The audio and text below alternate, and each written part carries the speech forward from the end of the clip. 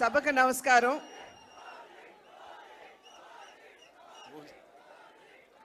వేదిక మీద ఉన్నటువంటి కేంద్ర మంత్రివర్యులు పెద్దలు గజేంద్ర సింగ్ షెకావత్ గారికి, ఆంధ్ర రాష్ట్ర ముఖ్యమంత్రి వర్యులు పెద్దలు సోదరులు పవన్ కళ్యాణ్ గారికి, ఉప ముఖ్యమంత్రి పవన్ కళ్యాణ్ గారికి, అదేవిధంగా నా పార్లమెంట్ నియోజకవర్గంలో ఉన్నటువంటి 7 ఎమ్మెల్యేలు బుచ్చే చౌదరి గారు, ఆదిరెడ్డి వాసు గారు, మద్దిపాటి వెంకటరాజు గారు, ముప్పిడి వెంకటేశ్వరరావు గారు, బత్తిని బలరామకృష్ణ గారు, అదేవిధంగా వేదిక మీద ఉన్నటువంటి అధికారులకి, సోదరిమణులకి, వేదిక ముందున్నటువంటి సోదరిమణులందరికీ కూడా నా నమస్కారాలు నేను తెలియజేస్తున్నాను.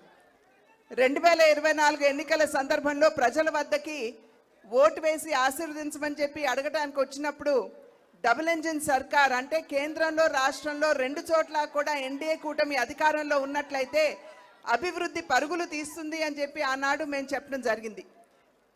ప్రజలు విశ్వసించారు. డబుల్ ఇంజిన్ సర్కార్ కావాలనుకున్నారు.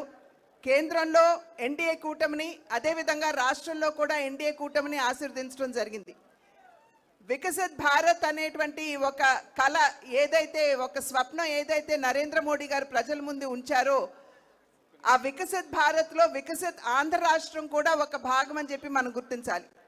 కనుక అన్ని విధాలా కూడా అధికారంలోకి వచ్చిన నాటి నుండి నేటి వరకు అమరావతి నిర్మాణం కావచ్చు, పోలవరం నిర్మాణం కావచ్చు, స్టీల్ ప్లాంట్ కావచ్చు, సౌత్ కోస్టల్ జోన్ కావచ్చు, రైల్వే జోన్ కావచ్చు, మరి MNREGS కింద పెద్ద ఎత్తున వనరులు రాష్ట్రానికి ఇచ్చి కావచ్చు, అన్ని విధాలా కూడా ఆంధ్ర రాష్ట్ర అభివృద్ధికి కేంద్రం తన సహకారాన్ని అందిస్తూనే ఉంది.